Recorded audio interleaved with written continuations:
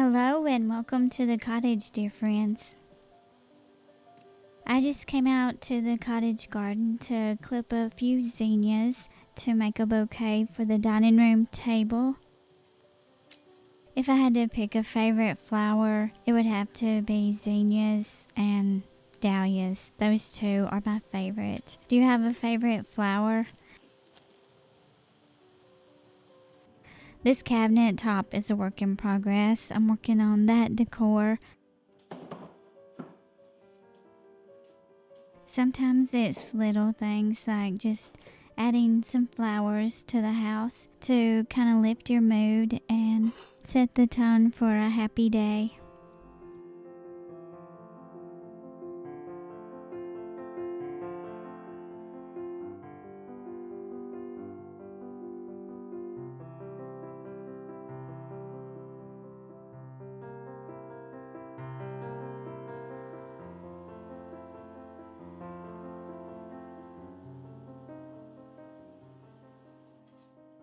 I'm fixing dinner and I lit this candle to kind of help me with cutting this onion because they make me cry. They really mess with my eyes.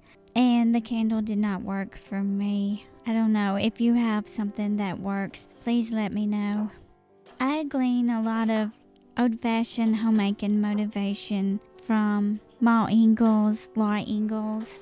Of course, we glean from our grandparents and our mothers, but I like to look back even further to a time when there wasn't a lot of technology and modernization. I just like to look back when times were simple. They showed an admirable attitude and love for their homemaking and doing their daily chores. They took a lot of pride in their home, even though it was very simple. And I hope that's the way I can be each day. I mean, some days you have to work at it, but it's a worthy goal, I believe, to work on your attitude towards your home.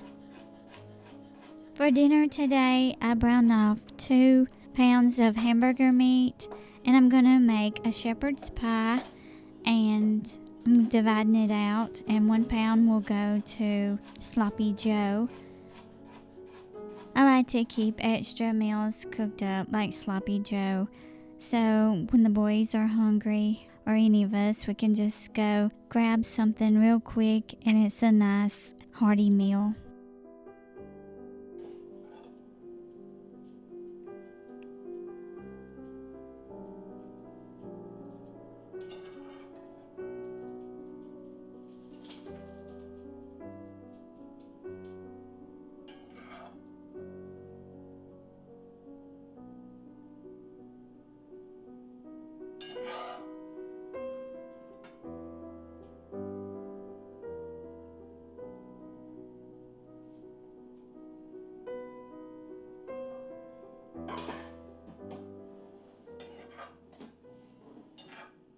One of my favorite things to cook is cooking one-pot meals. I feel like they just have a comfort food type of feel to them usually.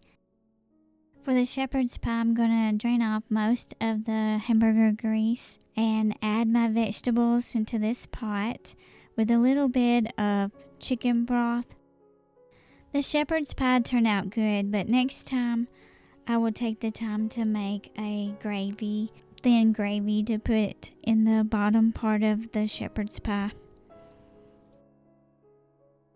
Some other meals that we've had this week, but I didn't record them. We had breakfast for dinner. I love breakfast for dinner.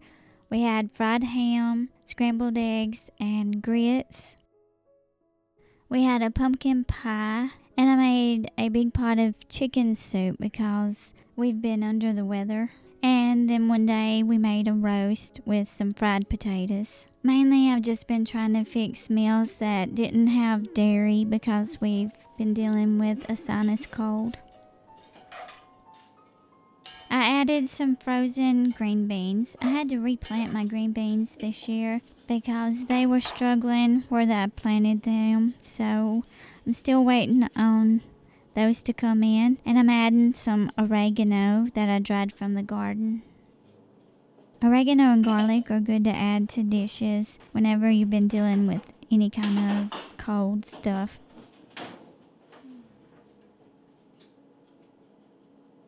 While the bottom portion of the shepherd's pie is cooking, I'm going to make the mashed potatoes for the top.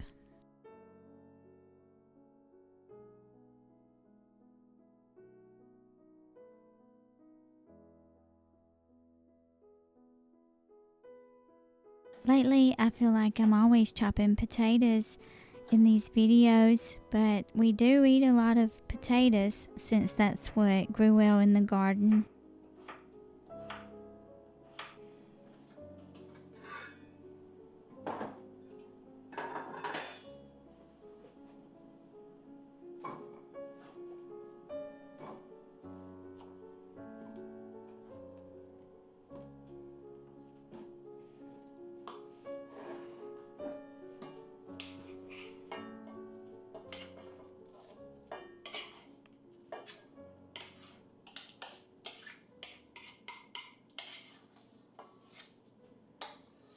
As homemakers, it's our job to focus on the home.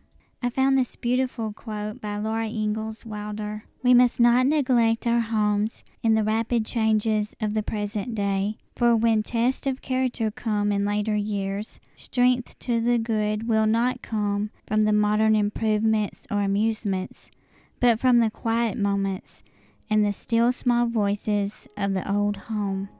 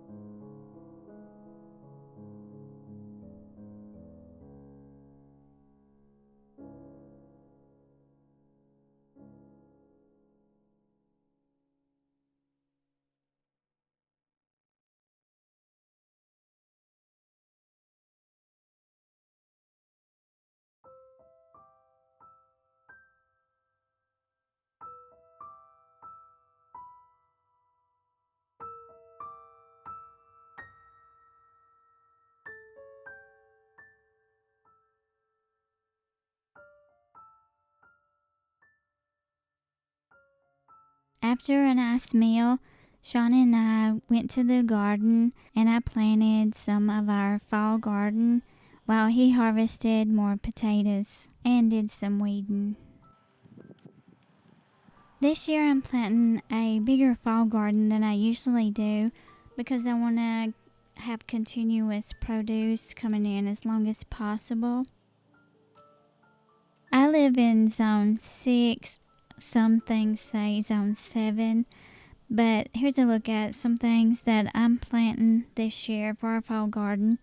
I'm going to be planting turnips, mustard greens, carrots, and beets, broccoli, and we planted some lettuce, some different kinds of lettuces. And then I planted some more dill and cilantro. Those are cooler weather type of herbs. Carrots are one thing I really wanted to plant this fall because carrots grown in the fall are supposedly sweeter tasting than the ones grown in the spring.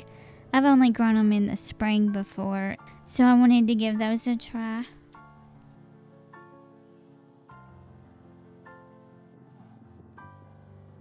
Most of the time, I don't plant long rows of just one kind of vegetable. I will interplant herbs and flowers sometimes and different vegetables in the same row. It kind of helps with pests, and I like the aesthetic of planting a variety in the same row.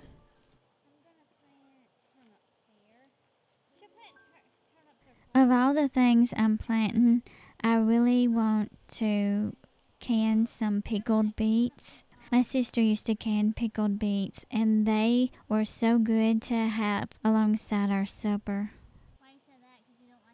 I would love to hear about your fall garden. If you have one, please let me know in the comments what you're planting.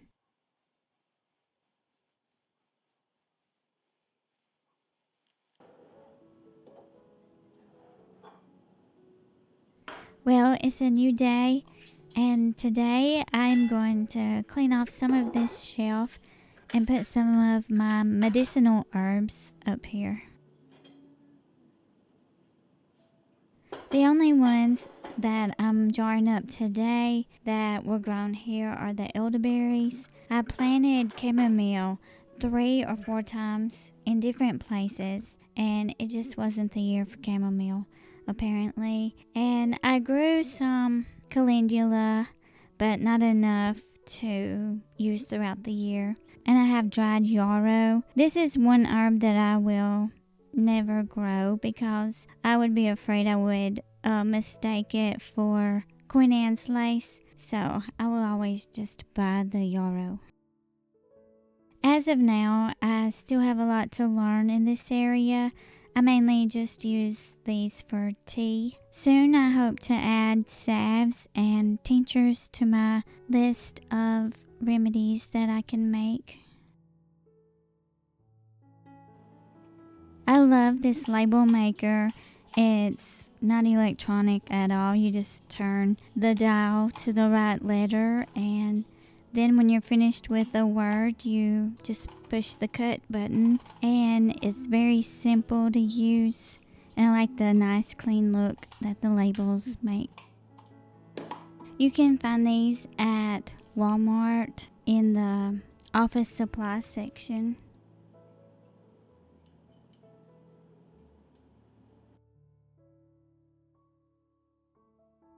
Thank you, dear friend, for stopping by today. I hope you have a blessed week, and I will talk to you in the comments below.